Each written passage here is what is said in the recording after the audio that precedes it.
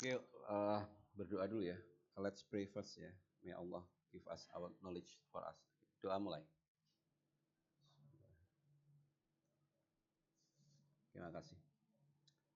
Pertama ya, tugas dulu dari yang kemarin terakhir. Ini benar ya, terakhir Sabita ya. Oke. Oke. Hari ini dua, tiga, empat, lima. Fausta ya, Fausta, Auzan, Igusti Made, Raditya, Evra ya coba. Fausta deh. Fausta. Oke.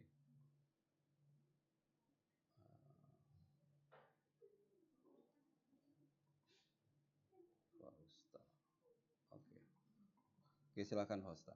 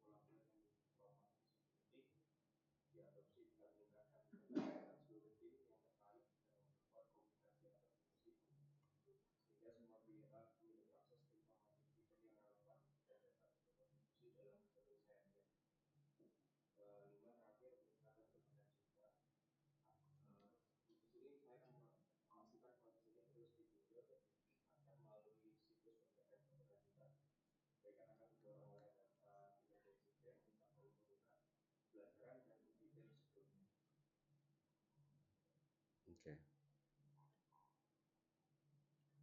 Oke. Udah. Just give me a second.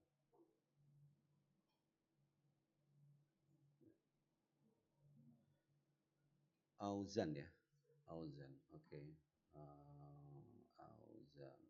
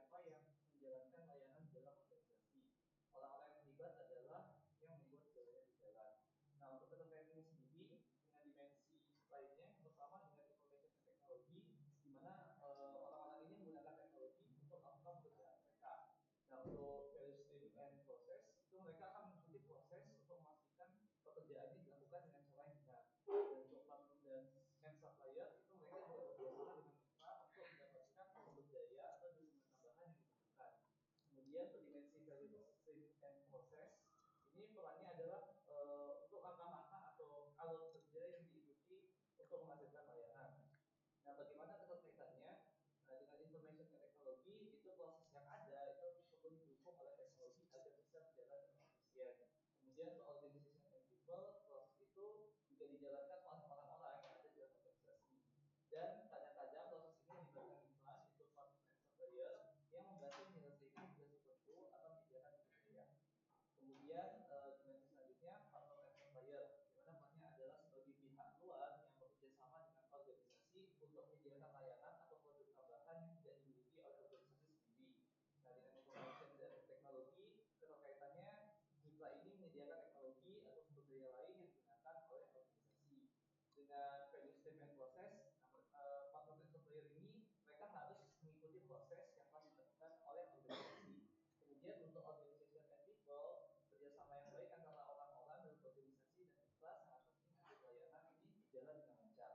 Kemudian dimensi selanjutnya information and technology, di mana perannya adalah mencakup semua alat, sistem, dan teknologi yang digunakan untuk mendukung layanan. Bagaimana keterkaitannya dengan organization and people? Nah, teknologi ini kan digunakan oleh orang-orang dengan value stream and process. Teknologi ini juga harus sesuai dengan proses yang ada agar layanan bisa dikerjakan dengan efisien. Dan kemudian dengan partner and supplier itu juga harus kompatibel dengan teknologi yang sudah ada di organisasi. Nah, untuk interaksi antar dimensi dalam efektivitas rantai nilai layanan, nah interaksi ini akan menciptakan sinergi yang memastikan bahwa setiap aspek layanan TI ini berjalan dengan lancar dan efisien. Sebagai contoh, teknologi yang canggih ini perlu didukung oleh staf yang kompeten, yaitu organization people, dan proses yang efektif, value stream and process, serta mitra yang dapat dipercaya, yaitu partner and supplier. Nah, diibaratkan sebagai roda-roda gigi ya pada mesin. Jika salah satu tidak berfungsi, maka kinerja mesinnya akan tidak optimal, akan mengganggu kinerja mesin secara keseluruhan, di mana kegagalan di dalam satu dimensi dapat mengganggu seluruh rantai nilai layanan, menurunkan kualitas layanan yang diberikan dan merugikan organisasi. Kemudian pertanyaan selanjutnya, dalam konteks relasi matriks, bagaimana peran accountable ini berbeda dengan responsible dan mengapa sangat penting dalam praktik ITIL 4 untuk memastikan bahwa setiap tugas hanya memiliki satu accountable. Nah, bagaimana peran ini terhadap keberhasilan layanan? Nah, yang pertama perbedaannya dulu. Kalau untuk accountable ini orang yang memiliki otoritas penuh dan tanggung jawab akhir dalam suatu tugas atau proses. Dalam manajemen layanan ITIL 4, individu ini memastikan bahwa tugas diselesaikan sesuai standar dan tujuan organisasi. Sementara responsible adalah mereka yang melakukan pekerjaan aktual untuk menyelesaikan tugas. Mereka bertanggung jawab atas pelaksanaan teknis, tetapi bukan pemilik keputusan akhir. Nah, mengapa penting hanya memiliki satu accountable saja dalam ITIL 4? Yang pertama terkait kejelasan tanggung jawab, di mana dalam ITIL 4 ini memiliki accountable untuk setiap tugas mencegah kebingungan dan konflik tanggung jawab. Nah, ini akan memastikan bahwa hanya ada satu individu yang bertanggung jawab untuk mengarahkan, mengawasi, dan mengambil keputusan terkait tugas. Nah, yang kedua itu terkait efisiensi operasional. Dengan satu accountable saja, keputusan dapat dibuat dengan lebih cepat dan dengan lebih sedikit kebingungan, sehingga akan meningkatkan efisiensi operasional. Ini penting dalam memastikan layanan TI yang responsif dan sesuai dengan kebutuhan pelanggan. Yang terakhir itu peningkatan berkelanjutan, di mana ini akan memastikan bahwa hanya satu orang accountable mendukung prinsip ITIL 4 dalam peningkatan berkelanjutan, karena ini memungkinkan evaluasi yang lebih jelas dan umpan balik yang lebih langsung mengenai kinerja dan hasil tugas. Nah, bagaimana pengaruhnya terhadap keberhasilan layanan? Nah, dengan kejelasan siapa yang menjadi accountable, organisasi ini dapat mengelola layanan TI dengan lebih efektif, memastikan bahwa setiap tugas atau proses dikelola dengan baik, dan bahwa setiap masalah dapat segera diidentifikasi dan diatasi.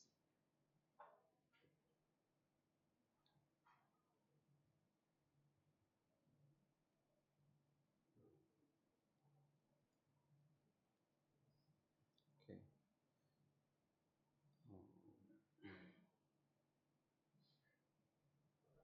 Igusti Made ya. Oke.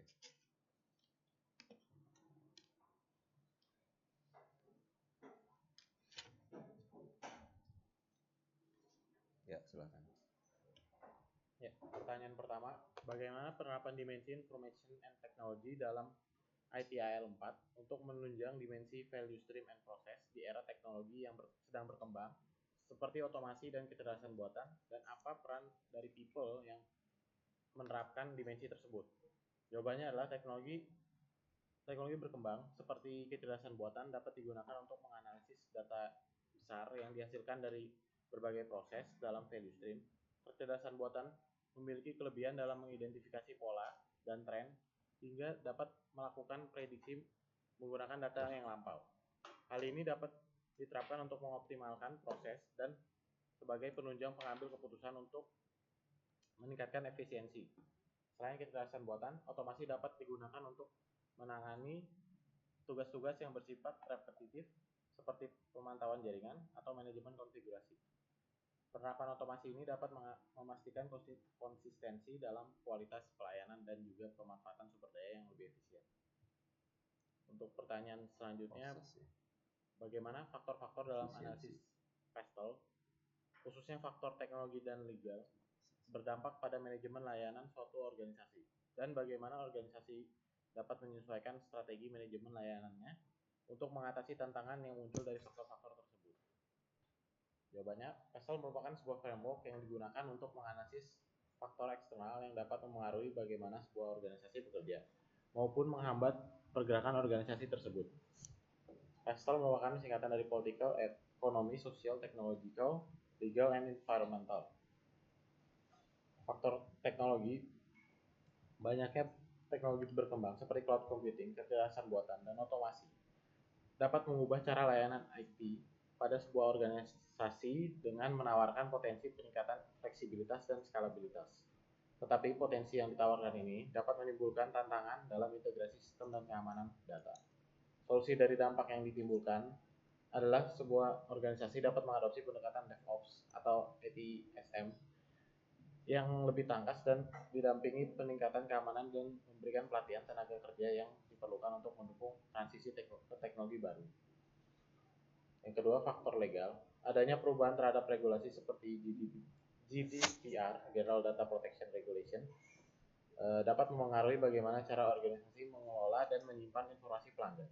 Jika terjadi pelanggaran terhadap regulasi tersebut, dapat menimbulkan kerugian baik material maupun reputasi sebuah organisasi. Oleh karena itu, organisasi perlu memperbaiki kebijakan layanan, melakukan audit, serta memberikan pelatihan terkait kepatuhan hukum. Oke.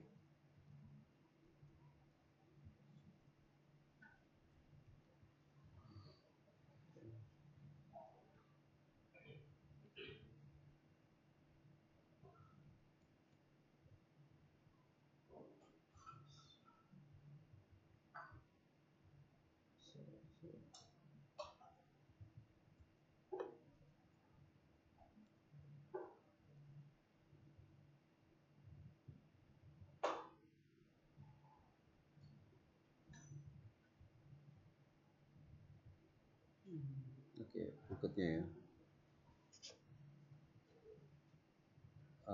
Raditya Pratama ya.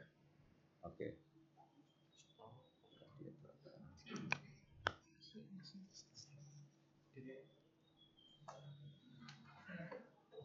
Ya. Oke, baik. Untuk pertanyaan saya, pertama, jelaskan peran integrasi layanan dalam ITIL serta bagaimana praktik manajemen pemasok berkontribusi pada rantai nilai layanan dari tahap perencanaan hingga penyampaian dan dukungan layanan. Jelaskan juga tanggung jawab integrator layanan terkait koordinasi pemasok, model-model integrasi layanan yang dapat digunakan oleh organisasi, serta peran integrator layanan dalam manajemen kinerja, pengaturan peran dan tanggung jawab, serta hubungan dengan pemasok. Jadi untuk integrasi layanan dalam ITIL, ini tuh berperan penting dalam mengkoordinasikan dan mengorkestrasikan seluruh pemasok yang terlibat dalam pengembangan dan penyampaian produk layanan. Fokus utama dari integrasi layanan adalah memastikan penyampaian layanan secara end-to-end dengan kontrol yang baik atas semua antarmuka dan hasil dari pemasok, serta mendorong kolaborasi yang efektif di antara mereka. Organisasi dapat mengambil peran sebagai integrator layanan, menggunakan integrator layanan pihak ketiga, atau mengadopsi model hybrid di mana sebagian fungsi integrasi dilakukan oleh organisasi sendiri dan sebagian lagi didukung oleh integrator eksternal. Selain itu, fungsi integrasi layanan juga bisa dioperasikan oleh pemasok utama yang ditunjuk. Tanggung jawab dari seorang integrator layanan mencakup manajemen kinerja dan pelaporan, mendefinisikan peran dan tanggung jawab, serta memelihara hubungan dengan semua pemasok. Integrator layanan juga bertanggung jawab untuk mengadakan forum-forum reguler dan komite pengarah yang bertujuan untuk membahas masalah, menyepakati prioritas, dan membuat keputusan penting terkait penyampaian layanan. Nah, di sini ada gambar ininya, rantai nilai layanannya. Ini tuh jadinya praktik manajemen pemasok berkontribusi pada seluruh aktivitas rantai nilai layanan dalam ITIL. Pada tahap plan, manajemen pemasok menyediakan strategi sumber daya dan rencana yang disetujui oleh organisasi. Lalu ada tahap improve, manajemen pemasok mengidentifikasi peluang perbaikan dengan pemasok yang ada. Lalu tahap engage, manajemen pemasok bertanggung jawab untuk berinteraksi dengan semua pemasok, mengevaluasi dan memilih pemasok yang tepat, serta merundingkan dan menyepakati kontrak dan perjanjian. Lalu selanjutnya pada tahap design and transition, manajemen pemasok mendefinisikan persyaratan untuk kontrak dan perjanjian yang terkait dengan produk atau layanan baru atau yang diubah. Lalu pada tahap obtain atau build, manajemen pemasok mendukung proses pengadaan produk, layanan, dan komponen pelayanan dari pihak ketiga. Terakhir, pada tahap deliver and support, manajemen pemasok memastikan bahwa kinerja pemasok sesuai dengan ketentuan, kondisi, dan target yang telah ditetapkan dalam kontrak dan perjanjian yang berlaku. Ini referensinya dari buku ITIL for Foundation, halaman 145 sampai 146. Lalu selanjutnya, jelaskan bagaimana siklus hidup perangkat lunak dalam manajemen perangkat lunak membantu dalam penciptaan nilai secara berkelanjutan. Jelaskan tahap-tahapan dari siklus hidup perangkat lunak yang digambarkan dalam gambar bawah ini, mulai dari ideasi hingga pensiun, dan bagaimana setiap tahap berkontribusi pada pengembangan dan peningkatan perangkat lunak. Jadi ini adalah gambarnya life cycle-nya dari software atau perangkat lunak. Jadi siklus hidup perangkat lunak dalam manajemen perangkat lunak mencakup serangkaian kegiatan berkelanjutan yang melibatkan desain, pengembangan, pengujian, operasi, dan peningkatan perangkat lunak dengan tujuan memastikan perangkat lunak tersebut terus mendatangkan nilai bagi pengguna. Tahapan dalam siklus hidup ini membantu dalam pemantauan dan evaluasi komponen perangkat lunak dari awal hingga akhir. Jadi yang tahap pertama ideasi atau ideation.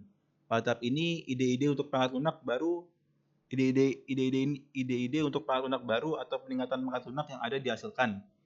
Ideasi berfokus pada kebutuhan pengguna dan peluang baru untuk menciptakan nilai. Lalu yang kedua desain. Tahap desain melibatkan perencanaan dan perancangan arsitektur saat termuka perangkat lunak yang akan dikembangkan. Desain efektif memastikan perangkat lunak memenuhi kebutuhan dan spesifikasi yang diharapkan. Lalu yang ketiga develop. Pada tahap ini, perangkat lunak dikembangkan sesuai dengan desain yang telah dibuat, pengembangan mencakup desain kode, dan pembuatan komponen perangkat lunak. Lalu yang keempat, tes. Setelah perangkat lunak dikembangkan, setelah itu dites apakah bagus atau tidak, adakah bebas dari cacat gitu. Lalu yang kelima, deploy. Tahap penerapan adalah saat perangkat lunak diinstal dan dikonfigurasi di lingkungan produksi. Pengguna mulai menggunakan perangkat lunak dan penyedia layanan memastikan perangkat lunak siap untuk operasional. Yang keenam, operate atau operasi. Setelah diterapkan, perangkat lunak dioperasikan secara berkelanjutan untuk memastikan layanan tetap berjalan dengan baik dan penggunaan nilai yang diterapkan dari perangkat lunak tersebut. Yang ketujuh, improve. Tahap ini melibatkan perbaikan dan peningkatan perangkat lunak berdasarkan umpan balik pengguna dan perubahan kebutuhan bisnis. Peningkatan dilakukan secara berkelanjutan agar perangkat lunak tetap relevan dan efektif. Lalu yang ke-8, terakhir, retire atau dipensiun. Ketika perangkat lunak sudah tidak lagi memenuhi kebutuhan pengguna atau digantikan oleh teknologi yang lebih baru, perangkat lunak tersebut dipensiunkan. Tahap ini memastikan penghentian perangkat lunak dilakukan dengan aman dan data penting tidak hilang. Lalu setiap tahap dalam siklus hidup perangkat lunak ini berperan penting dalam memastikan perangkat lunak terus berkembang dan memberikan nilai optimal kepada pengguna selama siklus hidupnya. Referensi dari buku ITIL for Foundation halaman 220 sampai 221. Oke. Itu dari saya. Evira ada? Evira? Ada Evira? Oke, ya. Oke, silakan.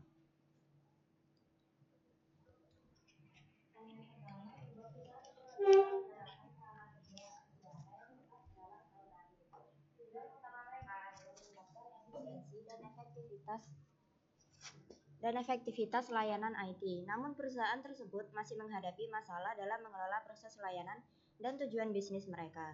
Bagaimana prinsip ITIL 4 dapat membantu dalam menghadapi tantangan tersebut? Yang pertama adalah focus on value. Perusahaan perlu memastikan setiap aktivitas layanan IT berkontribusi terhadap penciptaan nilai bagi pelanggan dan organisasi. Dapat dilakukan dengan menilai kembali proses yang ada, meningkatkan efisiensi, mengurangi biaya, atau memberikan pengalaman pelanggan yang lebih baik. Yang kedua ada start where you are.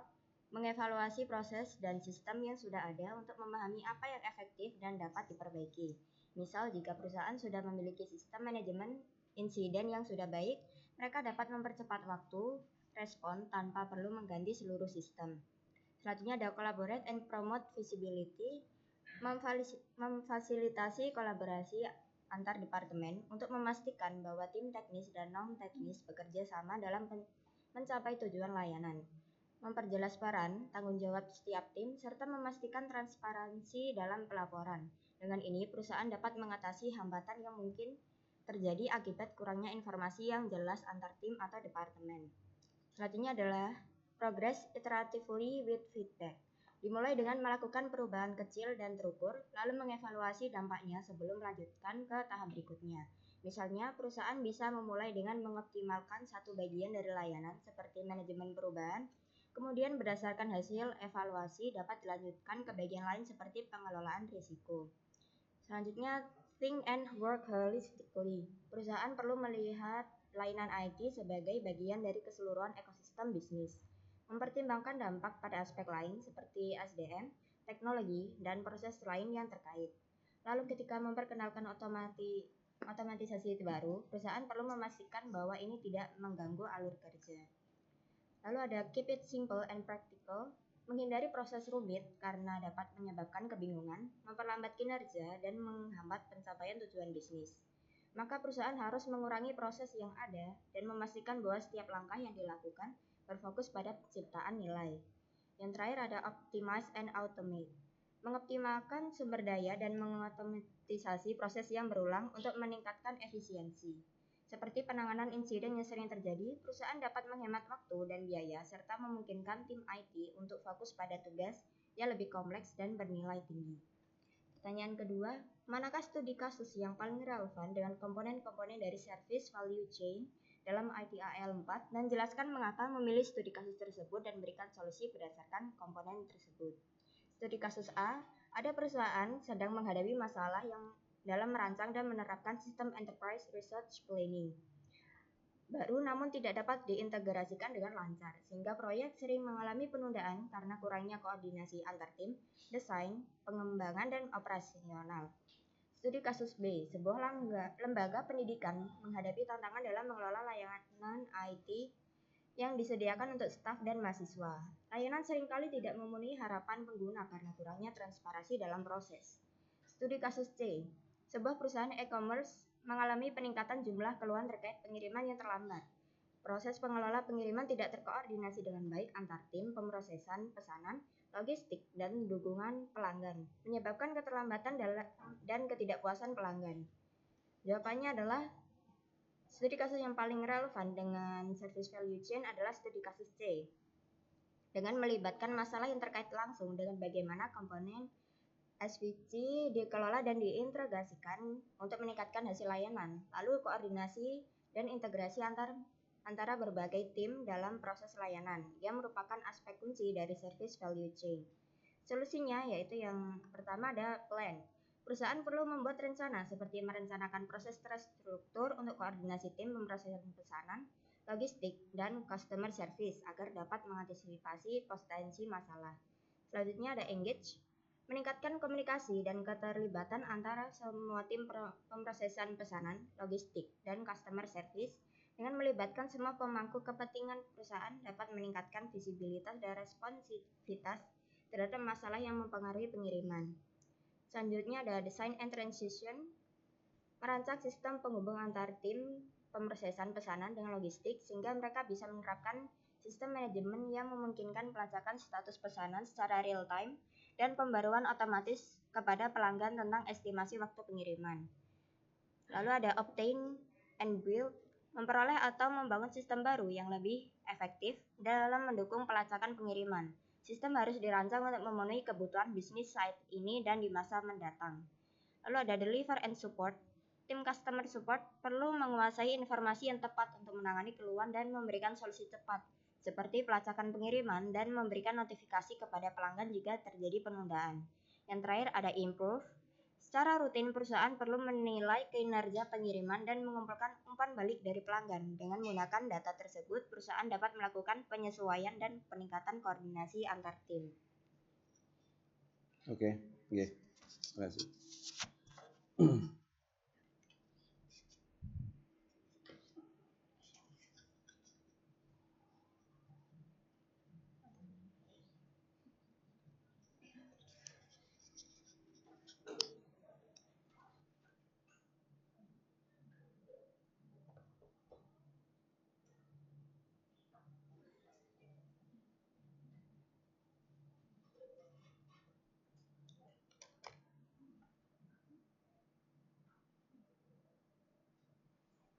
Oke. Saya akan menjelaskan tentang konsep-konsep di IT Service Management dengan beberapa contoh ya. Mungkin I have explained before about the service value system ya. So as I talk to you, when we talk about the ITSM, ketika kita bicara IT Service Management using ITAL 4 ya, yang that you have to remember ya. Actually when we try to remember all about the ITAL, what you need to remember is this number ya. 4, 5, 6, 7, 34. Ya. 4, 5, 6, 7, 34. This is the way how I try to remember all the concept or all the important concept in every framework ya. Jadi di setiap framework itu sebenarnya kalau kamu mau belajar ITAL, COBIT gitu tuh, sebenarnya nomor satu kamu harus paham konsep atau model utama di dalam framework itu. Ya, ini tips dari saya. Jadi if you want to learn about any framework or any standard, you have to read first thoroughly everything. Then you notice which one is the main concept, the main model. Ya. In term of the ITL4, ya, saya buat magic number. Saya buat number to easy to remember. 4, 5, 6, 7, 34. 4 itu 4 dimension, ya, 4 dimension of IT service. 4 dimension of IT service. Ini adalah konsep komponen-komponen yang harus kalian kumpulkan, kemudian kalian kelola. So the 4 dimension of IT service is when we are going to deliver value, as we know that basically the main point of the service for every service is delivering value. Ya, jadi inti utama dari setiap layanan itu pada dasarnya kita meneruskan value. Ini saya mengingatkan lagi ya, saya ingat gitu. Jadi pada dasarnya ketika saya mengingatkan itu, saya juga terus ngingetin ke saya sendiri ya. Value itu adalah something that benefit, useful, important for someone. Ya. Jadi inti dari semua layanan, baik IT service ataupun bukan IT service, itu sebenarnya value. Ya. Di mana orang bisa merasakan itu punya value kalau dia fit for purpose and fit for use ya. I try to remember you ya. Good in utility, good in warranty. Nah, value ini pada dasarnya muncul IT service ini atau service secara umum pada dasarnya muncul ketika ada demand ya. Ketika ada permintaan, ketika ada problem atau ketika ada opportunity. Jadi setiap layanan tuh muncul, every service, there is a possibility for the IT service or any service when there is a demand or there is a possibility. So actually the IT service is how we change from the demand opportunity becoming a value through producing of product ya. Ya, kita menghasilkan produk. Ya, kemarin kita udah bicara ada produk, ada service, ya, ada produk, ada service. Ya. Apa namanya kalau bundling service kemarin? Apa? Sorry? Service offering, ya, ada service offering. Ada produk, ada service offering. Ya. Produk bentuk service offering. Ya, jadi value dihasilkan sebenarnya dari produk, service dan service offering yang kita berikan kepada customer. Ya. Dan itu melalui service, ya. Ingat kemarin kita tahu when we talk about IT service itu ada namanya IT as a product, ada yang namanya IT enable, ya. Jadi ada yang IT based services, ada yang IT product. When we talk about Gmail is IT product. Gmail, Yahoo, kuno sekali Yahoo. YouTube, ya. Nah, kalau kita bicara IT based services itu kayak Tokopedia, Bukalapak, Shopee, itu IT based services. Nah, in order to create successful IT services, we have to know about these 5 things, ya, the 5 models of the 5 concepts. First is dimension, ya, dimension of IT services. Nah, how many dimension? 4 dimension. Dimension is a component that we need to collect and manage every time we try to set up a service and develop a service. Ya, jadi dimension itu intinya adalah komponen-komponen yang harus saya atau kita rekrut, kita kumpulkan, lalu kita kelola. Ya. Tadi ada bagus penjelasan teman kamu tuh ya. Nanti saya akan bahas itu ya, IT 4 dimensi.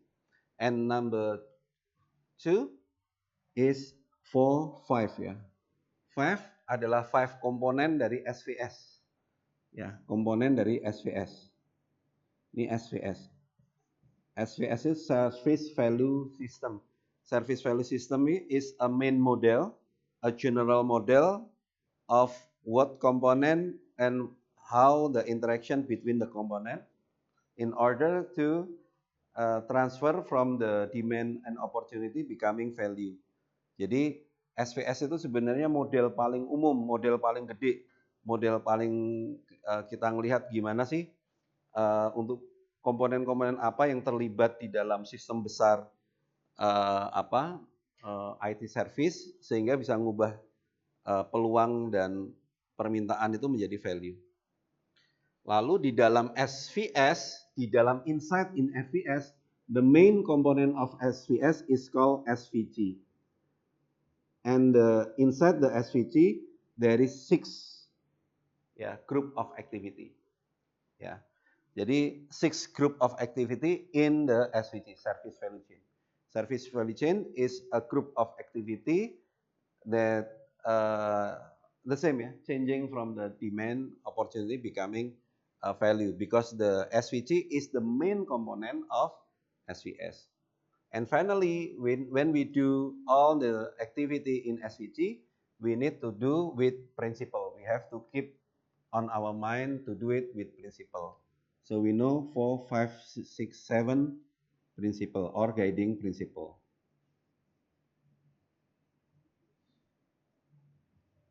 How we do all the things, how we do all the activity, we do it with practices. So practices in ITSM, ITIL tell you what tool you need, what people you need, what information you need, what technology you need, what process you need, gitu ya. So practices tell you everything, tell you about the 4 component, tell you about how to do all the activity. Yeah, so there are 34 the 34 practices. So that's the five concept or model that you need to remember when we learn about the ITIL. Yeah, 4, 5, 6, 7, 34. 34, 3 plus 4, 7. Yeah, 4, 5, 6, 7, 34. Okay, practices. Okay, so just again, why Pak Tony explain again, because I know you are 35 student. When you are in a one meeting, sometimes you pay attention, sometimes you not pay attention, sometimes you understand now. Yesterday maybe you not really understand ya. That's why sometimes I repeat again. Ya. Jadi saya ngulang-ngulang karena ya begitulah ilmu ya. Belajar ilmu itu jangan berharap kalian sekali baca paham dan jangan kalian stres kalau sekali baca belum paham. Biasa aja. Ya, biasa aja. Helmi Yahya dulu waktu awal pas dia lagi tenar, dia sekolah di MBA di Amerika, secerdas dia bilang saya baca paper sampai 2 kali gitu. Paper in English 2 kali. Waktu saya PhD ke Australia, jadi saya nggak stres. Waktu baca paper kok nggak paham ya gitu, ya saya ulangi lagi. Kok masih nggak paham ya 3 kali lagi. Kok masih nggak paham 4 kali lagi. Mungkin papernya yang salah gitu, saya ganti papernya gitu. Ya, karena kadang-kala memang paper itu bahasa Inggrisnya susah gitu ya. Nggak apa-apa gitu. Anak saya baru aja masuk S1 di informatika, dia udah stres gitu. Sekali belajar sesuatu nggak paham, saya bilang tenang aja gitu. Tenang aja nggak paham. Nggak paham yang penting keep doing aja kayak orang lukis ya. Kita ngelukis nggak waktu ngelempar cat air ke kanvas, gambarnya pertama nggak bagus, nggak apa-apa. Kamu lemparin terus nanti makin lama makin bagus. Ya. Karena ya itu yang membuat orang pintar itu karena dia kumpulan dari berbagai pengalaman, dari berbagai bacaan. Jadi jangan anggap kok temen aku cerdas sekali ya, sekali baca langsung paham ya. Jangan terlalu overestimate sih sama orangnya. Jangan-jangan dia sebelumnya emang udah kursus. Zaman-zaman dia S1-nya emang udah belajar itu. Jangan-jangan bapaknya emang itu. Jangan-jangan waktu kecil dia emang udah megang komputer gitu. Ya.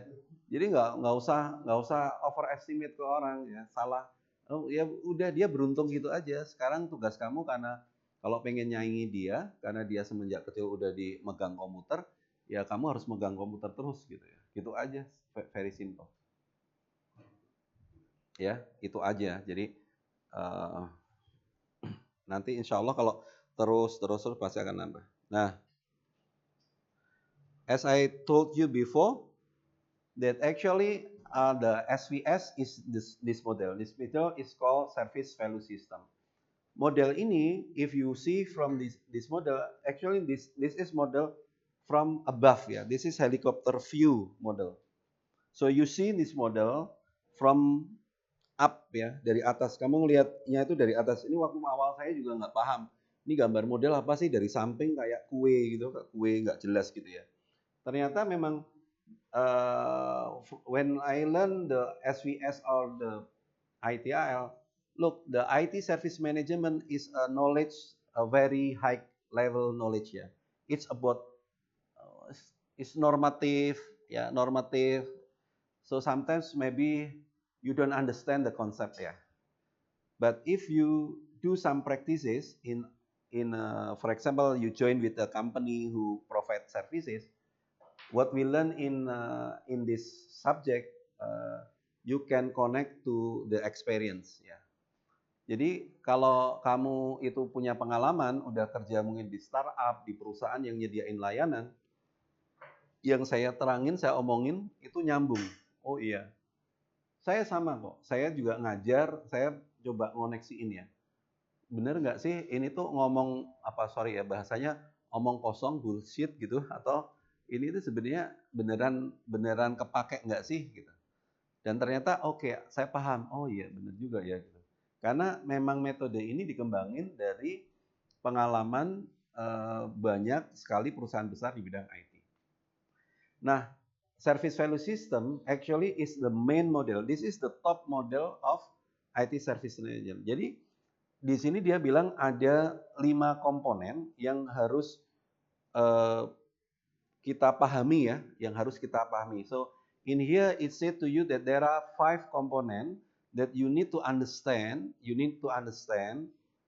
In order to deliver value from the opportunity and demand. Jadi kita harus paham. Service value system menjelaskan komponen-komponen dan hubungan antar komponen. Jadi yang paling utama, the main component is service value chain. Ya. Service value chain, and then to do practically how to do the group of the activity in service value chain, we have to do with practices. To control the practices, we have to do governance, governance. And to make sure everything is going up, better and better, we have to do continual improvement. And finally, all the things that we have to do need to be guided by 7 principles. Yeah. Nah, okay, I have last week we have to talk about the 4 dimension. Yeah. As I explained to you, 4 dimension basically is 4 components ya, 4 hal atau 4 komponen that we have to recruit, kita harus merekrut, and we have to manage in order to have a good services, good IT services that can deliver value. Yeah. Okay. I will tell you about my experience. So in here, it told you if you want to develop IT services, what you need to develop first is the organization. The organization. What is the organization? Yeah.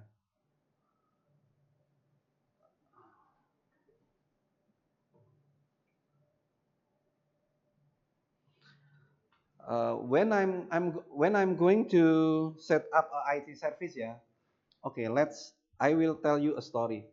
Now I'm developing a new business ya.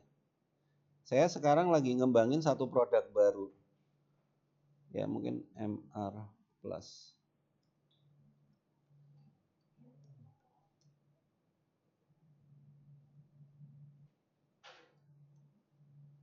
Sorry, aku tanya dulu. Siapa ini di antara kalian yang udah bekerja? Siapa yang udah bekerja? Oke. Siapa yang bekerja di startup IT? Nggak ada? Aman ya? Ini saya cerita produk soalnya. So this is my company, this is my company. This is my company, and then this is my project in Indonesia. We have a project from Banda Aceh up to Saburai Jua and up to here and here as well. So it's around 60 or 35 cities in Indonesia. Yeah. We got a lot of product from application and with IT governance.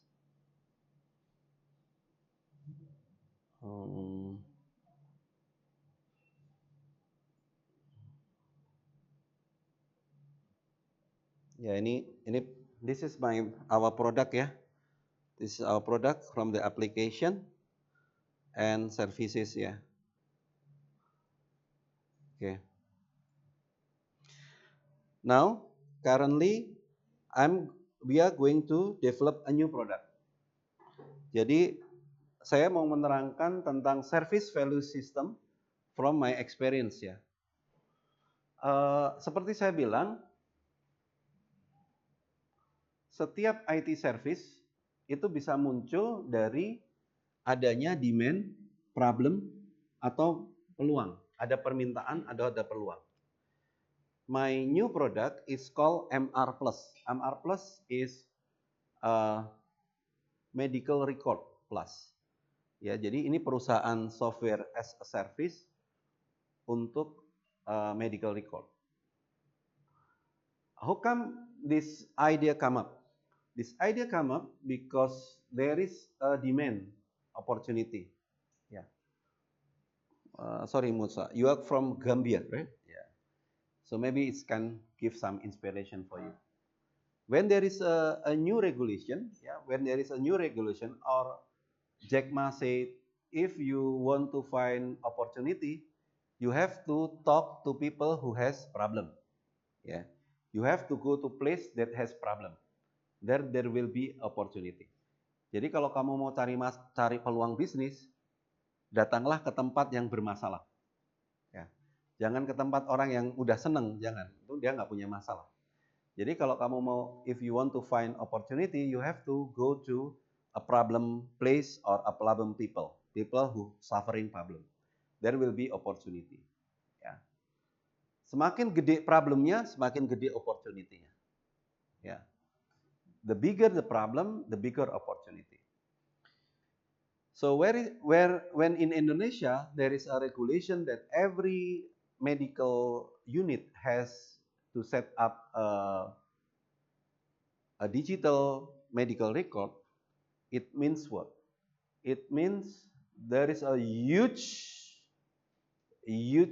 market. Yeah. Where is that? It's like when you got a pandemic. Yeah. When we have a pandemic, COVID. Some of my colleagues that I know is crazy, ya. One of colleagues, she knows that there will be opportunity for hand sanitizer. Ya, itu gila banget ya. Waktu tahu ada gitu, dari orang nggak punya, dia tahu peluang ada hand sanitizer, dia langsung nyari di mana kulaan hand sanitizer. Ya, di beberapa orang gila emang. Entrepreneurnya emang gila. Saya punya adik kandung, bapak mertuanya itu kalau main ke Jogja, ya dulu pernah, cuman sukanya lihat jalan-jalan gitu, terus tiba-tiba misalnya ada, waktu itu ada areng gitu ya, ada orang kok di sini ada areng, ada orang kebutuhan arengnya kok banyak areng banyak.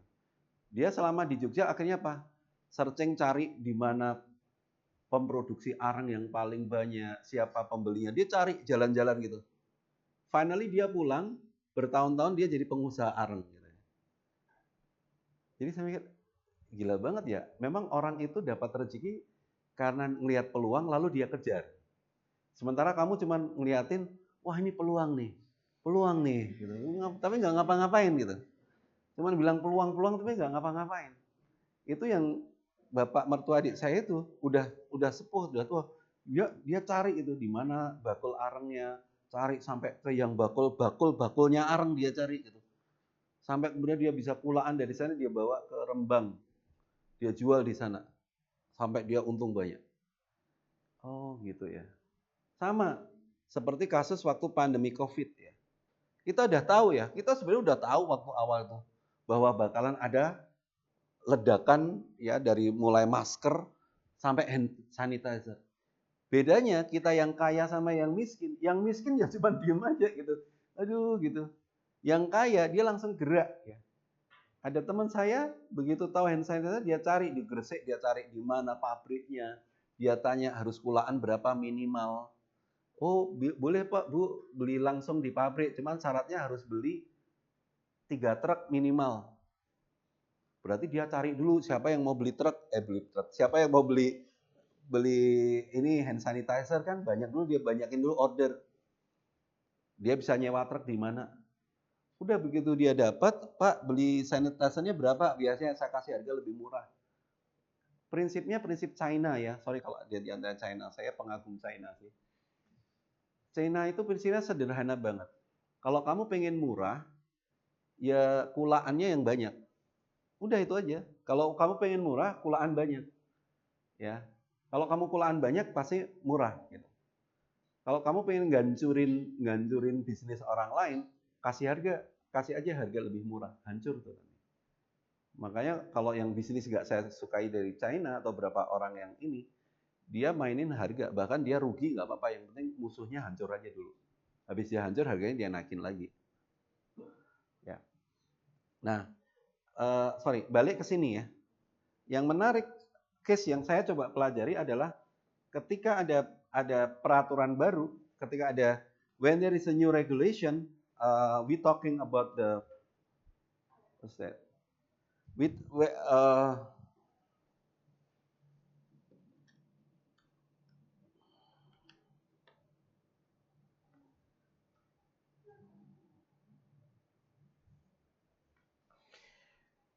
when there is a new regulation, there must be a big opportunity ya. There must be a big opportunity.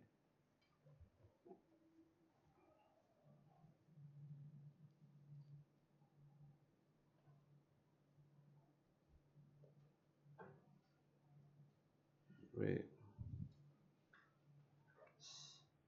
Saya matiin dulu Mas Nano ya. Bagaimana? Ya.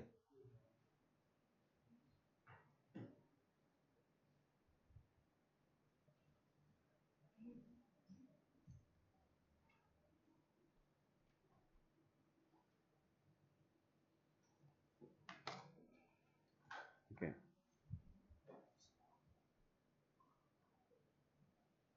Si nggak mau tuh. What should I do?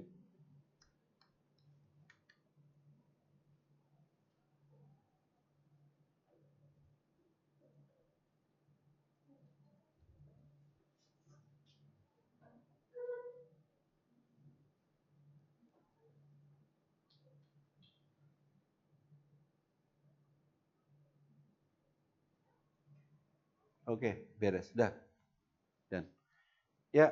So in this case, when there is a new regulation in Indonesia, it said that every medical institution in Indonesia, even the doctor who do some practices, they have to put all the patient data in a digital medical record. It's a must. It's a new regulation and it's obligatory for all medical institution in Indonesia. You can imagine we have 280 million people, and we got many doctor, we got many hospital, so there's a big opportunity. Ya, so I see the opportunity, I see the big demand. Ya, so I'm sure if I can deliver value by providing IT services. It's called MR Plus. MR Plus is medical record plus. Plus mean we provide more than medical record. Ya. So, jadi ketika saya membuat ini, ya, tentu nomor satu saya akan berpikir aku gimana, focus on value, ya kan? Kalau 7 principle guiding principle adalah focus on value. Apa sih yang dibutuhin sama target pengguna saya? What actually the consumer want from medical record? I'm thinking about it. So I need to talk with the doctor. I need to talk with some medical. Apa sih yang jadi problem ibu? Apa yang jadi problem dokter? Gitu ya. Makanya saya juga lagi mendorong marketing saya ya. Kalau jadi seorang marketing itu jangan suka ngomong, sukalah dulu mendengarkan. To be a good marketer, you have to be a good listener. You have to listen first your customer. What are the problem? Why? Because your service will have a value when you can address the constraint, ya, their problem. Ya, ketika kamu bisa nyelesain batasan mereka, masalah mereka, that there will be important for them, that will be useful for them, that will give benefit for them. It's not about you, it's about them. Ya, apa sih gitu? Jadi nomor satu harus didengerin dulu. Kalau mau ngomongin sesuatu itu sesuai dengan kebutuhan dia dulu, gitu ya. Bukan kita pengen show up, kita punya apa, gitu ya. Kayak kalau kamu mau ngobrol sama temen, gitu ya. Dia mau cerita curhat ke kamu, tapi aku punya solusi buat kamu. gini loh masalahku, ini nih solusi gini. It's not about your solution ya, it's about problem dia apa. Jangan-jangan kamu punya 10 solusi, tapi ternyata nggak cocok semua. Jangan-jangan dari 10 solusi yang mau ngomongin, itu yang dibutuhin dia cuma 1. Ya udah sampein aja 1, tapi maksimal. Tapi rasanya nggak puas Pak, saya pengen ngomongin semuanya gitu ya. Nah, it's about you. Ya. Berarti itu masalahnya tentang kamu, bukan tentang customer kamu. Gitu ya. Tapi itu godaan ya kadang-kadang kalau kamu. Karena setiap orang pada dasarnya melakukan marketing diri. Kamu pun kalau ngomong sama teman kamu, itu kan kamu sedang memarketingkan diri kamu kan. Menunjukkan kamu cerdas, menunjukkan kamu mampu, menunjukkan kan. Bahkan kamu nggak diminta untuk ngomong aja, kamu ngomong ya, wah aku tuh punya motor bagus banget, enak banget tuh. Kemarin gimana ya, harganya tuh nyampe 100 juta rasanya tuh. Sebenarnya kamu mau nyombongin kamu kaya gitu ya. Padahal teman kamu, aku nggak butuh semua informasi kamu gitu. Ngapain sih gitu ya. Pada dasarnya kamu sedang membentuk image. Okay, so when I develop that IT service as ITL said ya, as ITL said here, I need to develop the structure organization. Saya harus mikirin struktur organisasinya saya seperti apa. Ya, 4 dimension of that. What I have to do. So, firstly what I need to do is I need to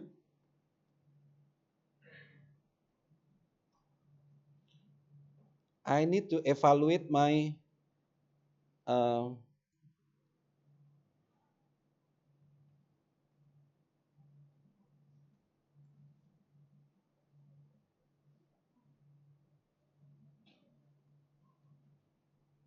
so the organization structure. So firstly, I need to evaluate my organization structure. Yeah, I have to evaluate my organization structure.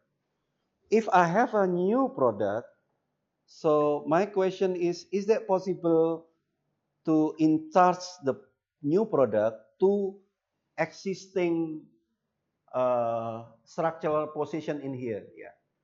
Firstly, pertama kali saya mikir, waktu ada produk baru, software as a service, MR Plus itu, bisa nggak dia tak tempelin di posisi yang ada selama ini? Rasanya nggak mungkin, karena dia produk baru. Dia produk baru dan dia butuh orang yang dedicated di situ. Istilahnya orang kalau startup bakar duit. Bakar duit, ya udah kalau mau total aja sekalian. Ya sudah kalau begitu, then I decided to set up a new structure in organization ya.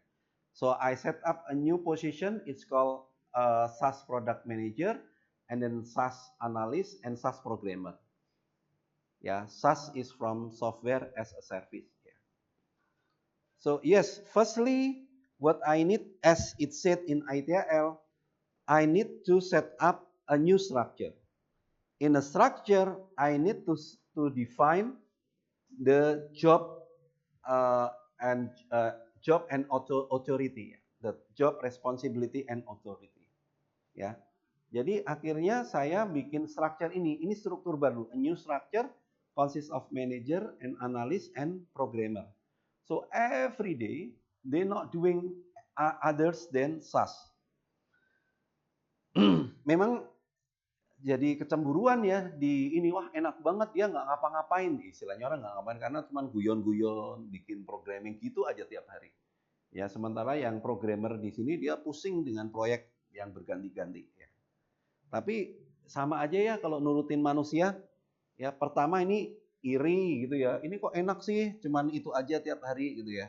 Nanti akhirnya ini juga iri, kok aku tiap hari ini bosen, kok nggak kayak dia gitu. Udah kalau ngikutin manusia susah kayak gitu.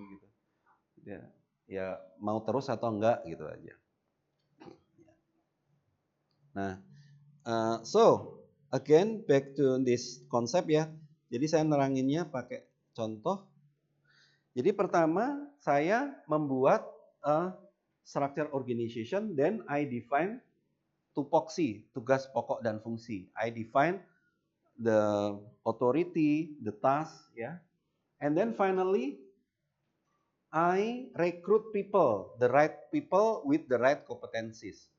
So Structure, organization, and people means the structure, organization, and then the opportunity, the task, ya, responsibility, then recruitment the right person with the right competencies. This all the thing that I explain to you is not simple thing, ya.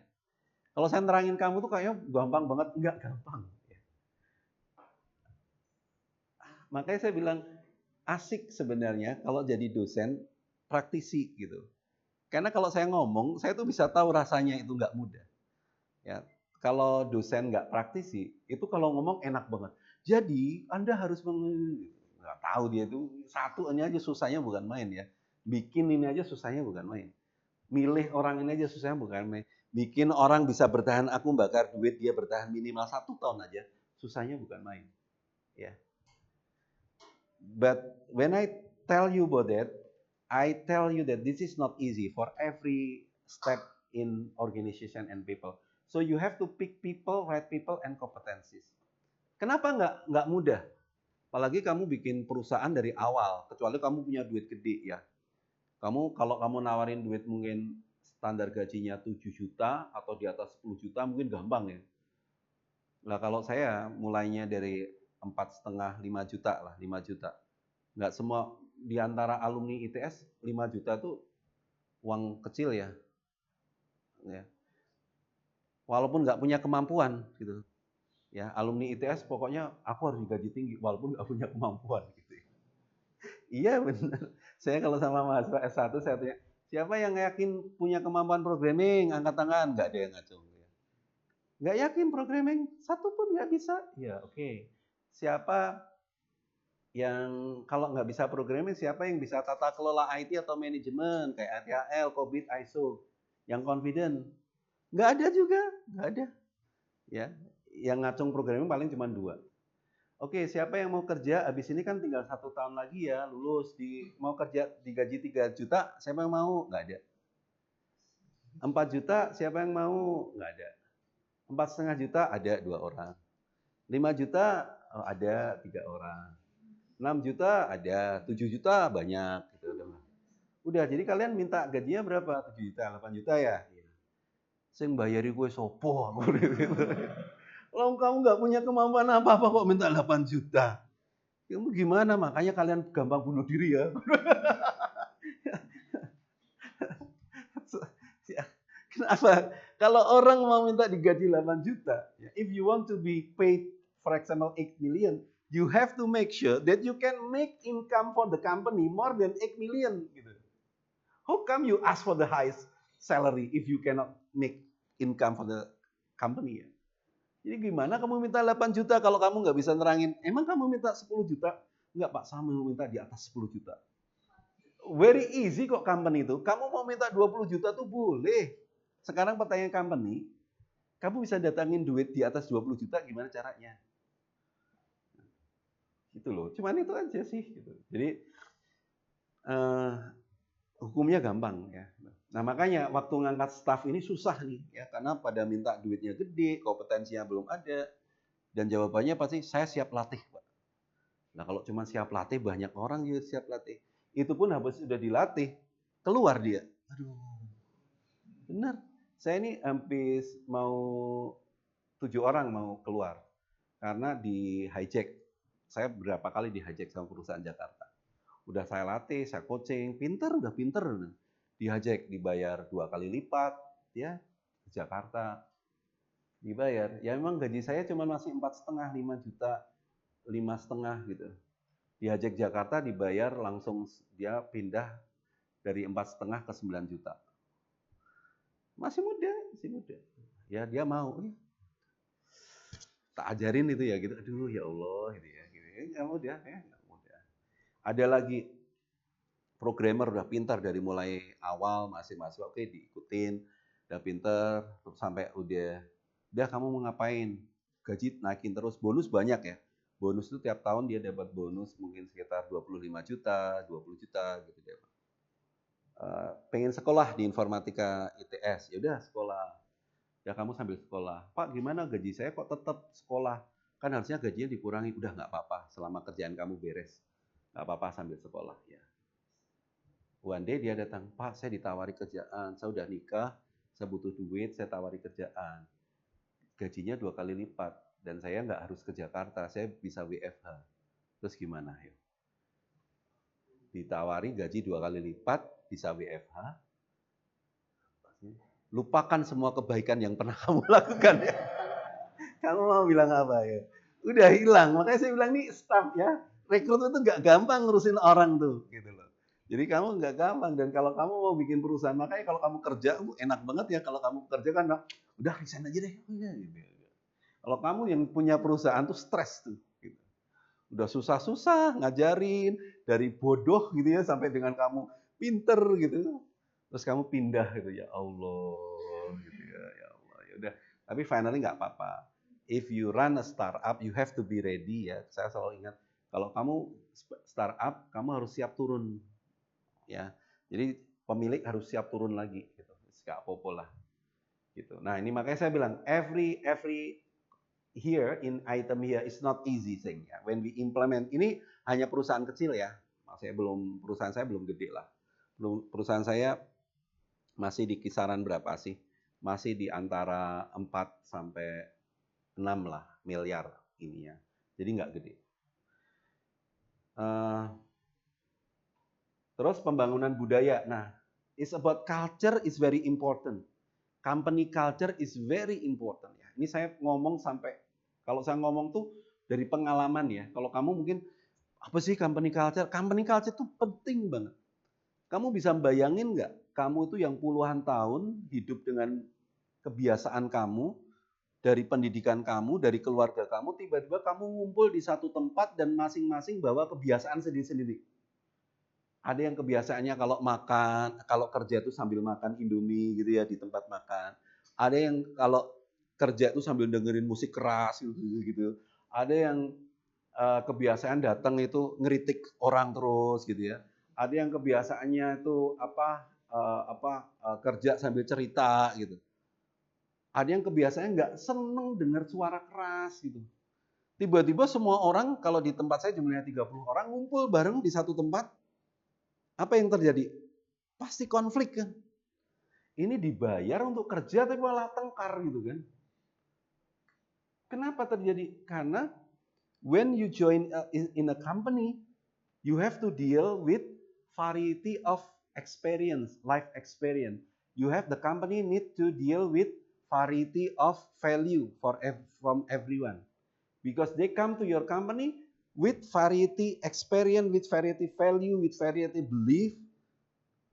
But in your company there must be a single, or there is must a same of the same value that you have to obey. Ya. Jadi kalau kamu udah di perusahaan, kamu harus ngelakuin value. Tapi nggak mudah ya. Saya punya karyawan, posisinya udah bagus, manajer, dikasih tahu susah. Susah, tapi dia orang penting masanya. Kalau dia saya pecat juga, saya bingung juga kalau bilang ya. Kebetulan dia dari, sorry ya kalau ada di antara kalian, tapi ini udah terkenal, dari ras yang paling unggul ya di Indonesia. Ya, motornya plat M. Ya. Itu ras paling unggul karena ya susah dikasih tahu ya. Maksudnya unggul karena misalnya ada prinsip keamanan, ini harus aman, motor semua harus digembok. Saya prinsip motor harus digembok. Bahkan saya misalnya bawa motor harus digembok. Nggak boleh, karena biar saya nggak pengen ada motor karyawan atau kita hilang, nggak boleh gembok. Tapi buat staff saya ini enggak Pak, saya nggak digembok. Loh, kenapa nggak digembok? Nggak akan ada yang mencuri motor saya. Emang semua pencuri dari Madura gitu ya. Tapi alhamdulillah sampai sekarang nggak ada pencuri. Motornya aman juga itu. Ya sudah deh, terserah kamu gitu. Tapi masalahnya dia tuh manajer gitu loh. Kalau dia bukan manajer, nggak apa-apa. Tapi dia manajer. Kalau dia manajer, kalau dia tidak gembok, gimana saya bilang sama anak buahnya, ya kamu gembok. Nggak usah Pak, manajer saya nggak digembok. Aduh, susah kan? Gitu. Jadi it's about value. That's that I'm talking about company culture, company value. Yeah. Company value is a agreement between all the people that we have to obey this, and this is not easy. But again, you have to do that, to do that, to do that. Ini yang sedang saya kerjain. Mungkin in one point, maybe one day, if someone not obey with my company culture, they have to resign. Maybe that will be possible for me. Ya, bagi saya prinsipnya gampang, kayak sebuah wheel ya, wheel. Kalau orang berjalan di dalam tim, dia akan berlari. Everyone in a team, they will round the wheel, they will move the wheel. Ya. Kalau ada di antara ini yang disuruh lari ke depan, tapi dia lari ke belakang, dia bikin rodanya melambat, ya orang ini harus keluar. Ya.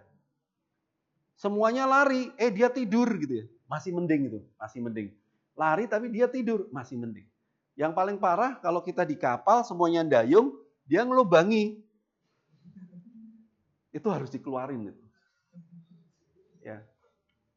Ini saya cerita benar nggak mudah, makanya saya bilang nggak mudah, yang namanya nggak mudah. Nah, so this is about organization and people. So that's relate with what I'm doing ya.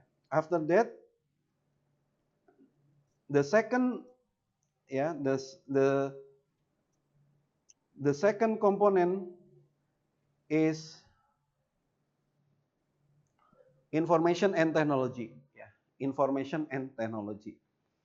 So information when after I set up the structure of my organization, I recruit people, yeah, and what I'm doing with my MR Plus product. Then I'm thinking about the technology. Ya, saya mikirin teknologi apa yang saya butuhkan. Nah, kayak di sini. Saya butuh teknologi apa nih? Pertama, ada dua jenis teknologi. First is technology to support the service management, and second, technology supporting the IT services. Usually, in case of my product, because I developed the software as a service, yeah. So what I'm thinking first is the technology supporting IT services. Have a discussion with my team about, okay, so the application, what application that we will develop, what programming language we will use, what server we will use, what database we will use. Jadi tahapan yang lain, habis saya menentukan organisasi dan orang, saya menentukan teknologi dan informasi.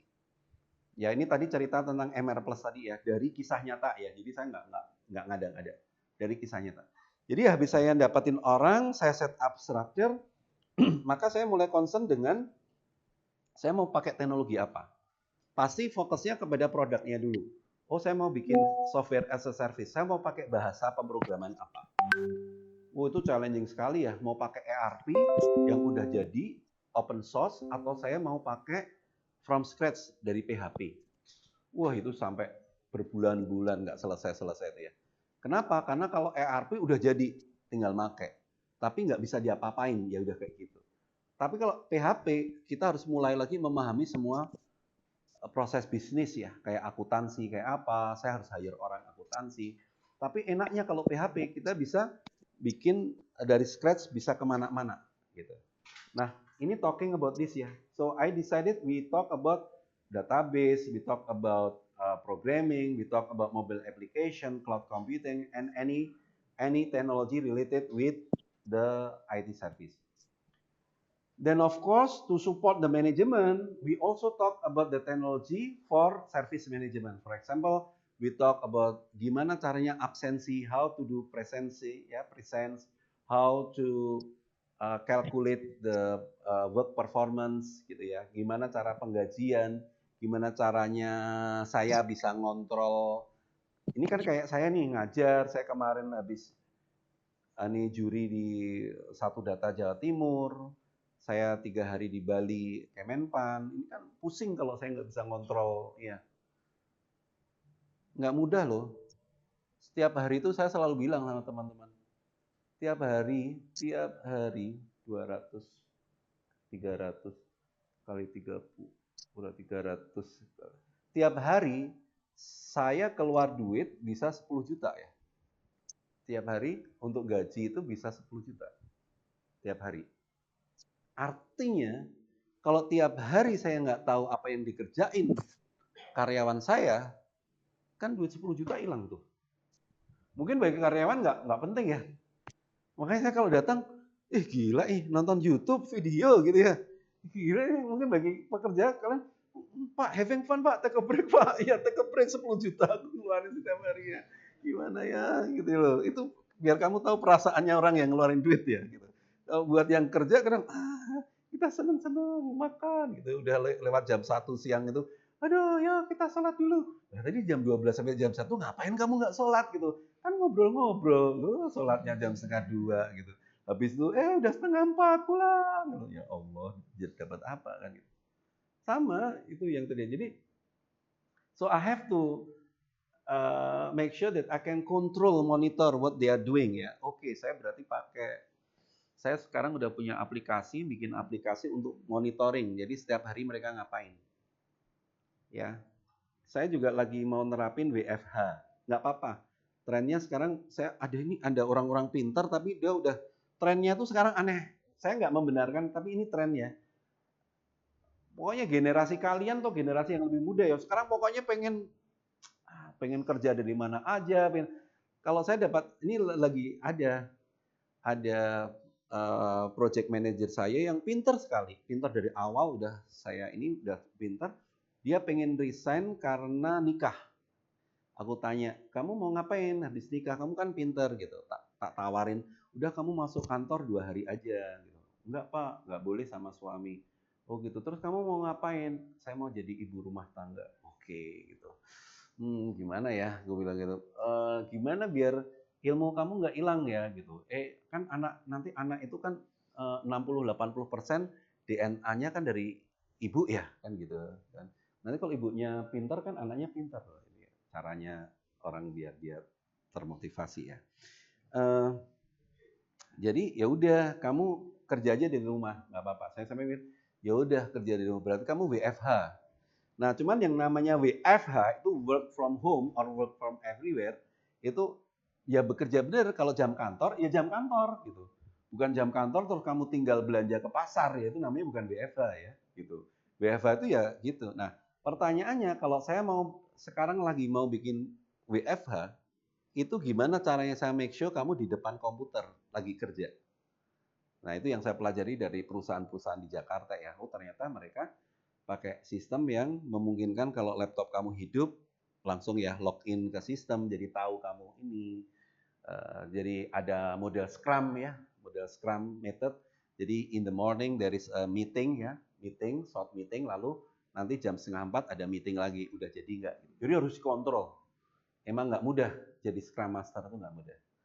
Nah itu jadi saya mau pakai apa nih? Teknologi supporting IT services apa? Saya harus pakai I have a ERP for monitoring my employee ya when they work away from the office. I need to some like analytical tools or I need to communication system or any system. That's what I'm thinking when I develop the new product ya, the new service ya.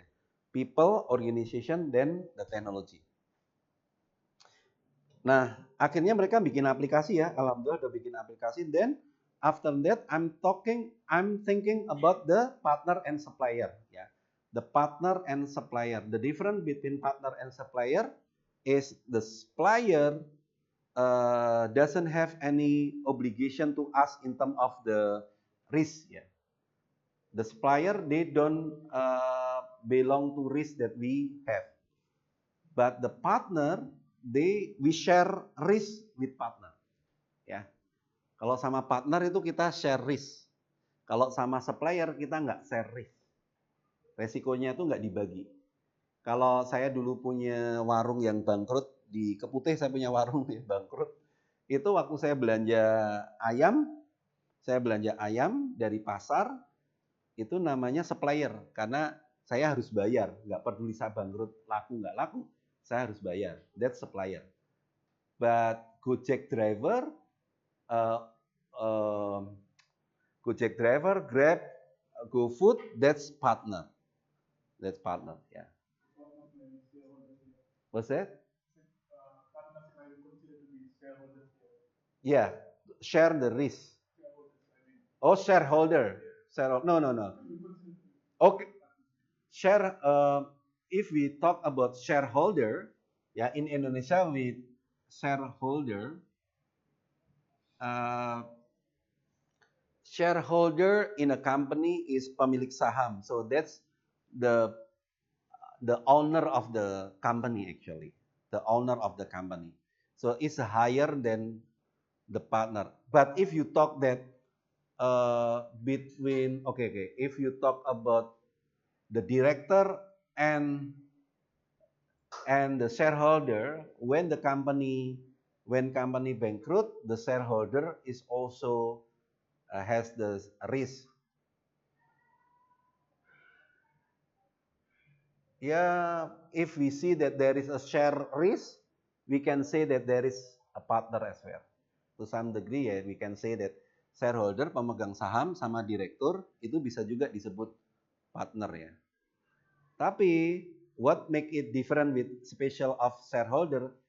They can fire the director, the director of the company anytime they want. So they are more boss.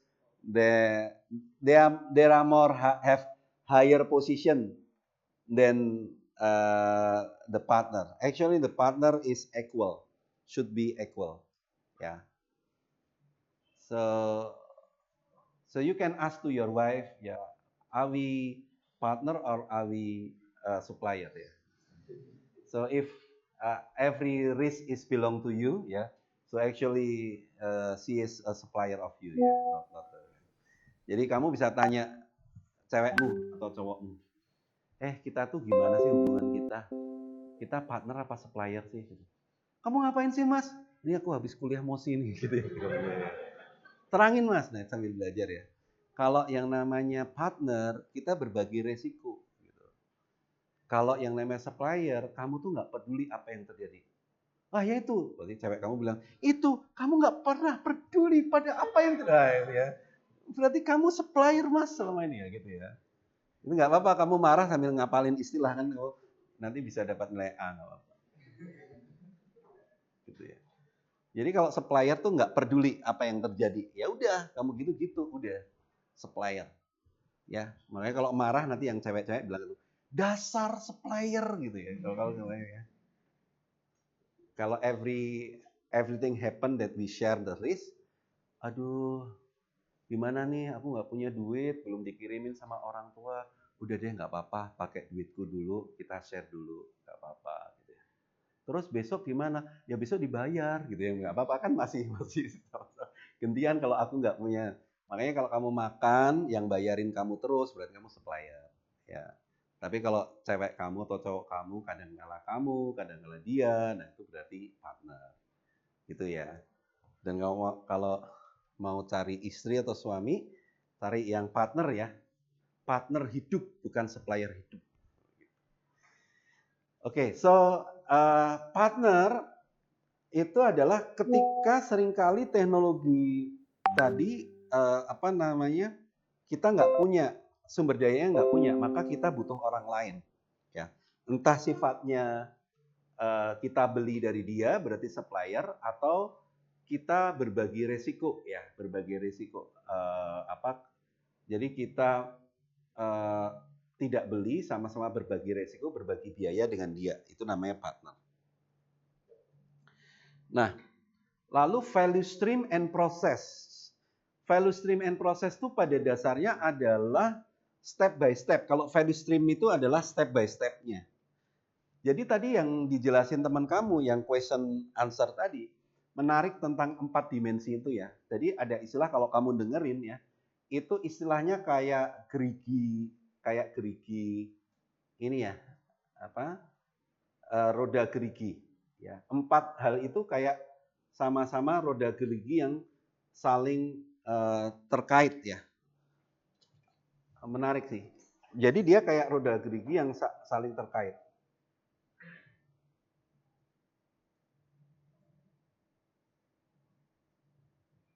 Ya.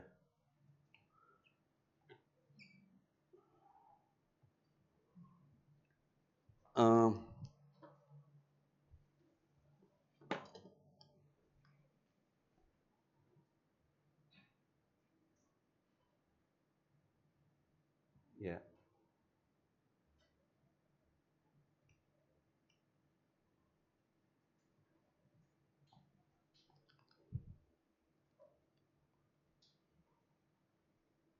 Nah, so the 4 dimension of IT service management is like change ya, roda gerigi yang saling terkait. So we can say like first of all we need to have orang dan organisasi ya.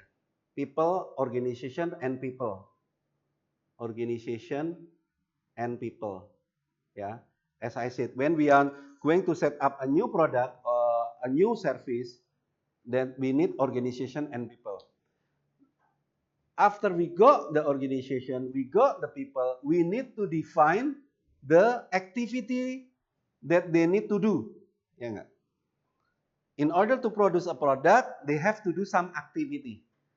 So we have to define step by step what we have to do to make the product. Jadi kita harus memikirkan tahapan-tahapan yang harus dilakukan orang ini agar produknya bisa jadi. Ya. So firstly, what we need to make is the value stream dulu. Jadi pertama kali yang kita buat tuh bukan proses tapi value stream. Value stream itu gambaran. Value stream is a description of entity, activity, ya, data, time, ya. So that's a general description of every step when to create the product, ya, until to deliver the product to the customer. Jadi kita harus mikirin dulu. Kalau saya when I create MR Plus ya, when I create the MR Plus, I have to think about what is the step to create the MR Plus. Okay, so firstly, the team ya, this is my team, SaaS team. SaaS team need to talk with my customer, the target customer, talking about customer, about the problem, and then after that, they will start to develop the prototype. Yeah, they develop the prototype. Then the prototype will be tested to the customer again, and will get the feedback. Yeah. After done, the prototype again will be tested. Yeah, will be tested and tested in a dummy server. When it's ready, then it will be deployed. Yeah, deploy in a real server. Yeah, when it ready, deploy for the real server, then I have to prepare for the marketing stuff. Yeah, I have to prepare for the marketing stuff. Marketing stuff means I have to prepare for the flyer, the brochure, the information, the media, the person that will be a salesman. Ya, saya harus nyiapin marketing stuff here. So after the product done, I prepare the marketing stuff. Then after that, I have to market. I have to promote my product. Yeah, I have to promote my product. So I have to promote my product to the customer again. And when the customer interested, I have to, there is activity is called product demo, ya. Product demo. So when the customer interested, they will send request for demo product. So this product, this SaaS team will come to the customer to demo the product.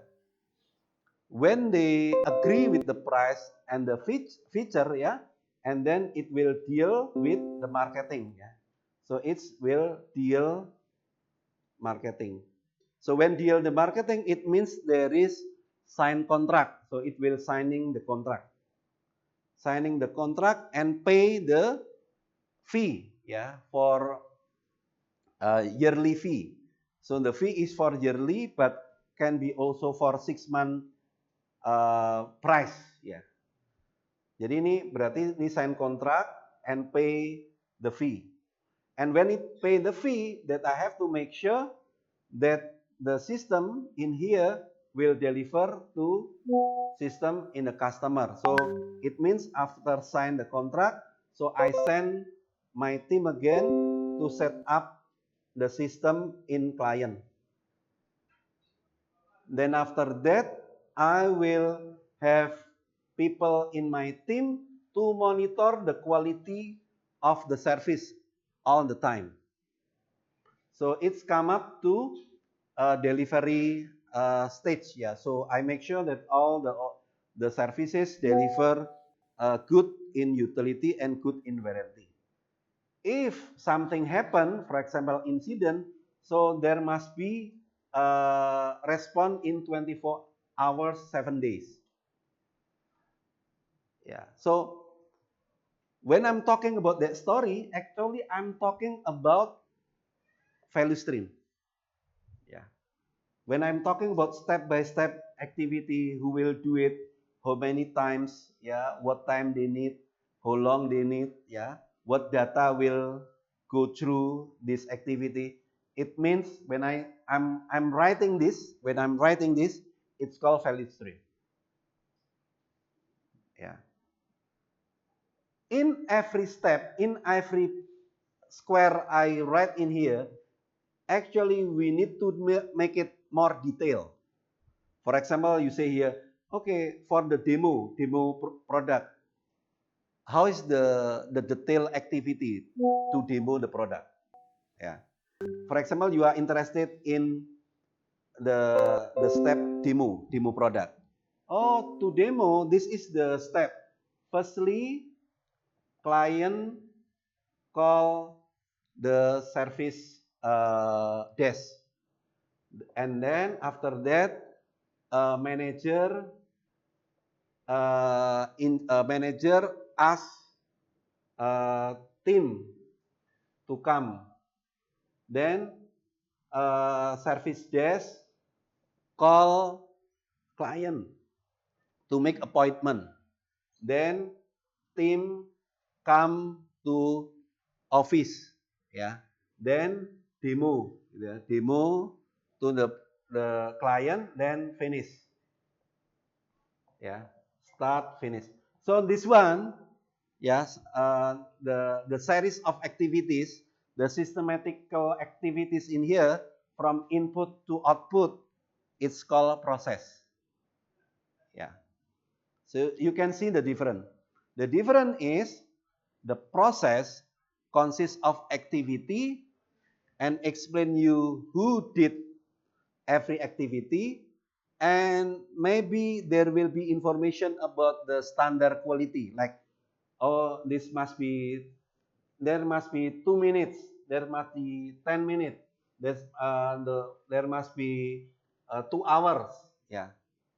That's the process. Jadi proses itu pada hakikatnya adalah sekumpulan serangkaian aktivitas, ya, untuk mengerjakan tujuan tertentu. Ada input, ada output.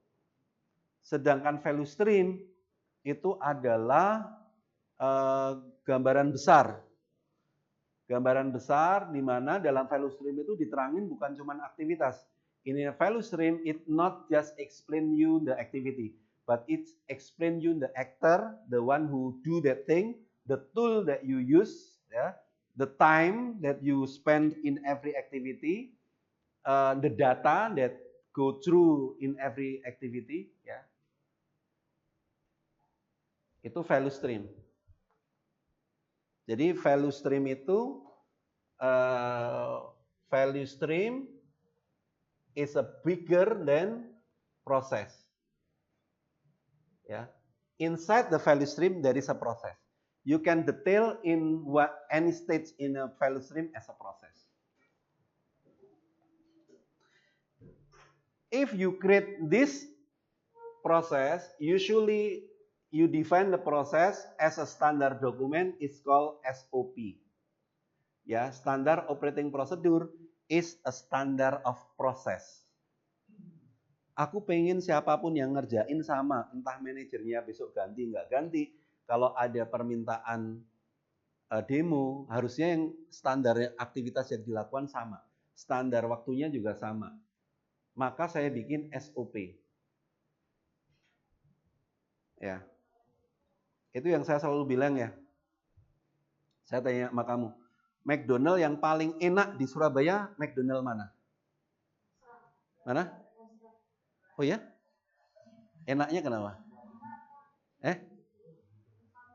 Oh, tempatnya. Rasanya. McDonald yang rasanya paling enak, McDonald mana? Ada yang beda? Nggak apa-apa kalau kamu ngerasain, enggak Pak, yang di sini paling gurih nih gitu. Ya kalau kamu bilang, aku malah tertarik kalau kamu bilang, enggak Pak, McDonald yang di sini tuh paling gurih gitu. Aku malah tertarik, mana itu gitu.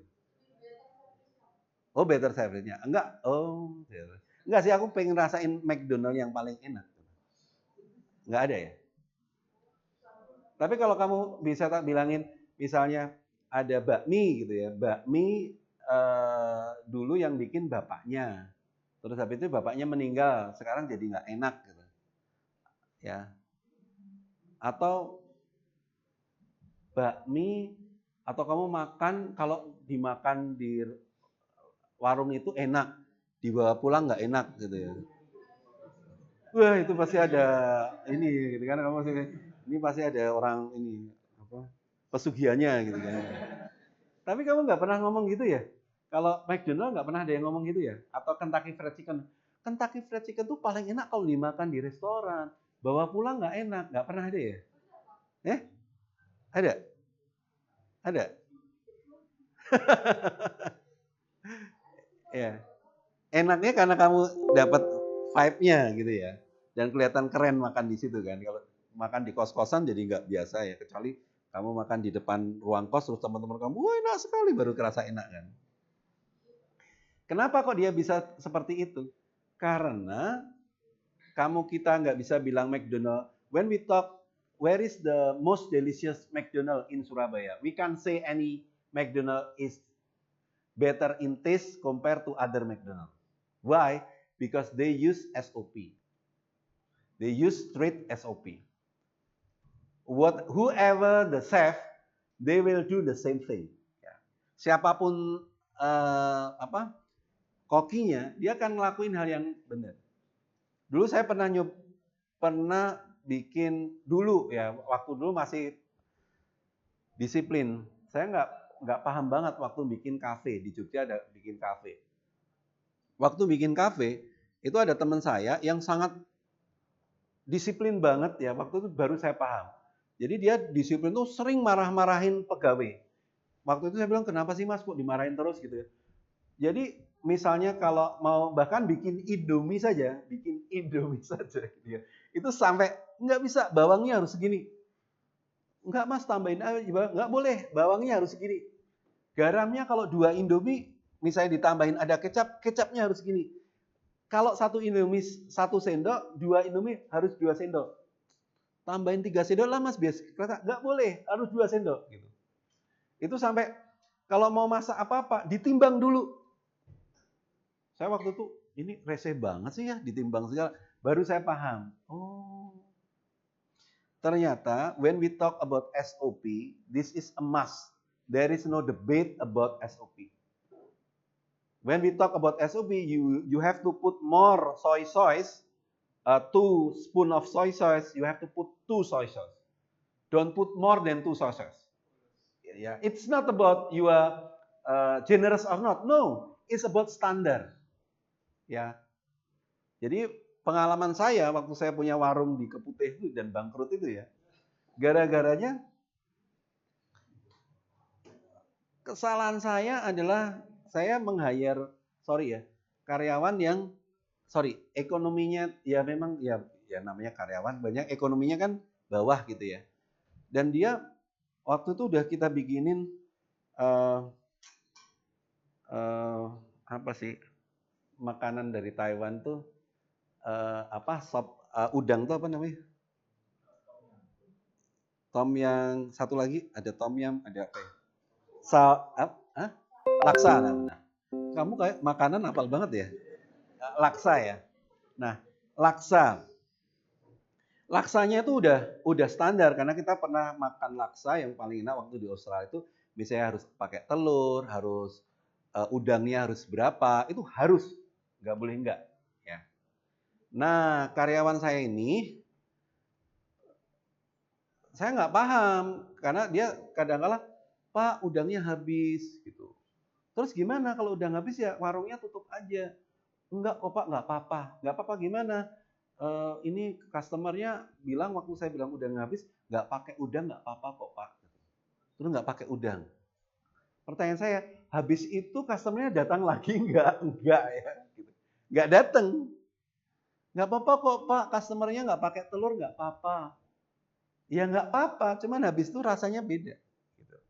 Nah itu example ya, ini bukan tentang customermu nggak apa-apa, habis itu dia nggak datang gitu. Jadi when we talk about SOP, you have to fulfill the SOP exactly. Ya. Nah, berarti saya habis organization people, saya harus menentukan value stream and process. Ya, jadi saya harus bikin SOP. Apa yang harus saya lakukan? Apa yang harus dikerjakan oleh every people? Nah, kalau udah, maka semua proses activity itu akan efisien. Tadi yang dikatakan teman-teman ya. Akan efisien, is more productive, and make it automatically if we use technology. Ya, jadi kita pakai teknologi and we utilize information, of course ya, we utilize information and use the technology because we want to make the process is automatic.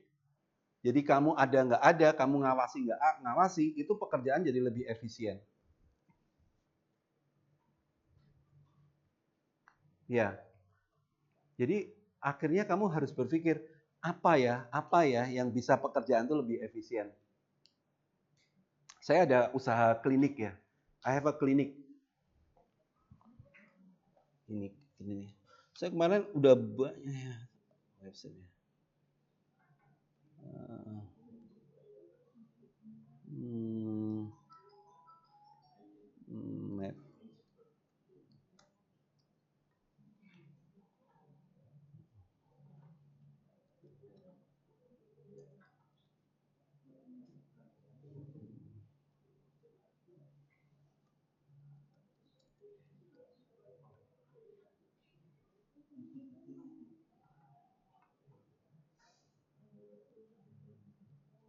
Nah, I have another business ya. I run a clinic here. Ya, ada klinik, saya ada klinik di sini. Nah, lalu klinik ini namanya Bermakna Mulia. I got some doctor work for the clinic ya. Jadi ada dokter kandungan, ada dokter anak ya.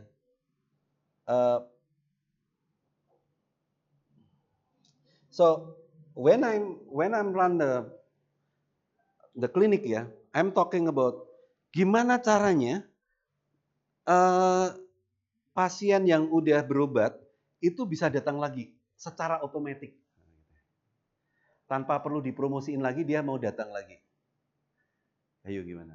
Ya. Kan cara berpikir gini, gimana ya kalau kamu tuh udah periksa, lalu kamu tuh datang lagi gitu, tanpa harus saya telepon. Gitu. Apa? Kok malpraktek gimana? Kenapa? Oh alah ya Allah itu. Negatif thinking sekali kau ya. Nggak harus malpraktek. Emang oh ya dia datang tapi sama polisi. Caranya kalau kamu hamil, maka sejak awal di sistem saya tulis. Saya punya sistem, saya lagi bikin ini ya, nanti MR Plus benar-benar pasti gitu. Bisa nyatet kamu tuh kehamilan usia berapa. Gitu. Kalau kamu usia bulan pertama, saya akan tuliskan ada tanggal jadwal pemeriksaannya. Kalau bulan 1, bulan 2 tuh tanggal berapa lagi harus periksa. Tanggal berapa lagi harus periksa lagi. Nanti kalau udah makin tua,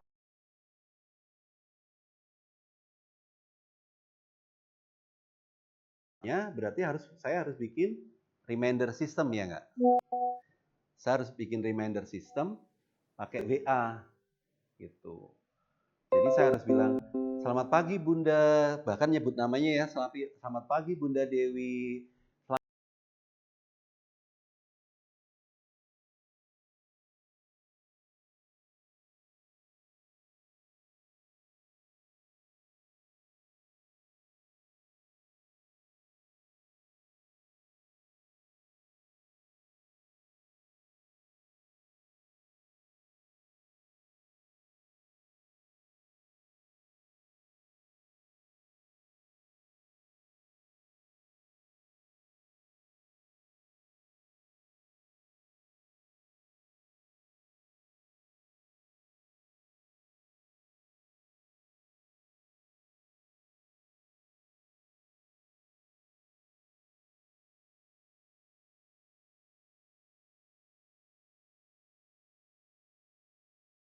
Dia juga lagi mikir gimana caranya nyimpen gambar USG ya. Saya dulu ada teknologi, mungkin kalian tahu ada teknologi USG itu. USG itu kalau dilihat pakai kamera, itu USG-nya jadi film. Ya. Jadi jadi animasi itu. Dulu saya lagi pengen ngembangin itu. Jadi ada USG kelahiran bulan pertama, bulan kedua, bulan ketiga, bulan keempat, bulan kelima. Begitu tuh diletakin gini, nanti pakai kamera itu anaknya jadi bisa bergerak-gerak gitu. Sampai terus kemudian udah gede. Nah, nanti lanjut itu kan dokter kandungan ya. Lanjut terus kemudian ke dokter anak. Selamat, baby Bunda udah lahir gitu. Saatnya periksa ke dokter anak, kan terus lagi ya. Nanti kalau udah selesai dokter anak, terus kita bikin bisnis TK ya enggak? Kan ini enggak selesai-selesai. Business is about that ya.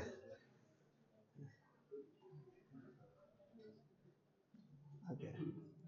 So, ya.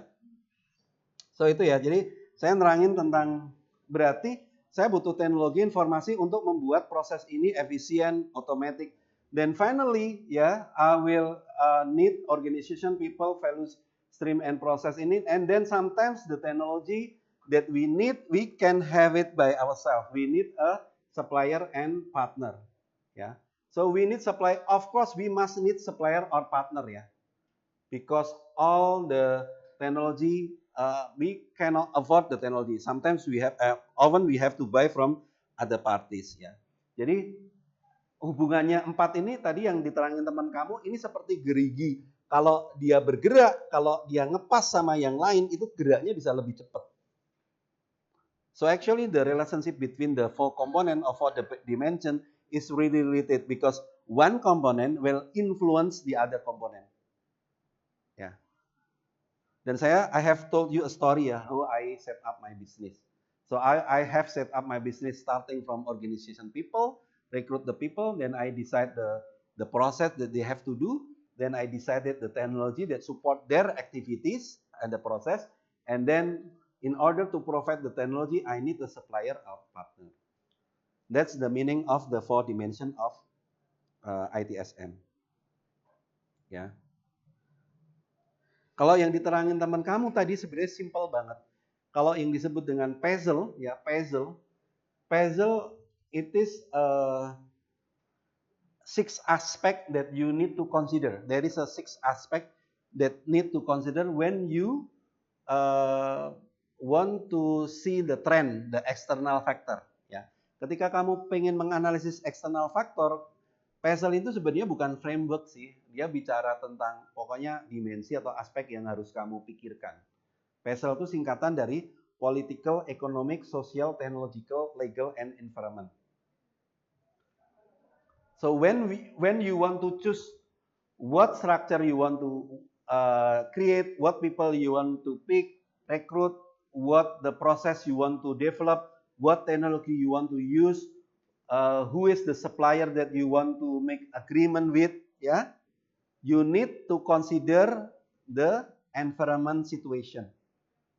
And there are 6 environment situation that you need to consider in order to pick the 4 dimension. Jadi dalam rangka memilih 4 dimensi ini, kamu milih teknologi apa, orang yang seperti apa, kompetensi seperti apa, SOP-nya kayak apa, kamu harus peduli terhadap kondisi lingkungan. Karena kondisi lingkungan itu ada 6 minimal. Puzzle. P, political. Gimana kondisi politik? Politik itu kayak ke depan kayak apa politiknya? Berapa orang ngasih nasihat saya ya, ini tahun yang berat nih, karena kalau bisnis saya kan di bidang e-government ya, ini lagi pemilihan, pemilu. Ada yang bilang nanti 2025 kayaknya bakalan rame nih ya, udah mulai kepilih, pengen cepet-cepet. Nah,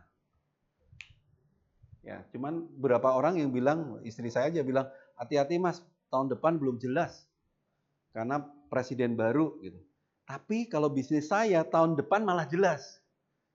Kalau saya ya, memang beda sih. Karena tahun depan itu pemimpin daerah kepilih. Setiap pemimpin daerah pengen ngasilin inovasi paling cepat. Jadi kalau mereka dilantik bulan Januari, saya masuk di Januari, itu pas banget. Ini ya, bicara politik berarti saya harus mikirin itu. Kedua, ekonomik, nah ini penting untuk mikirin pendapatan masyarakat. Saya kemarin ke mall itu sekarang sepi ya, buat yang kalian yang suka. Saya nggak tahu, mall itu sekarang lebih sepi dari biasanya. Katanya saya baca ada perlambatan ekonomi ya. Entah itu ngaruh atau enggak, tapi mall memang lebih sepi dari ini. Jadi artinya apa? Ini juga pengaruh loh.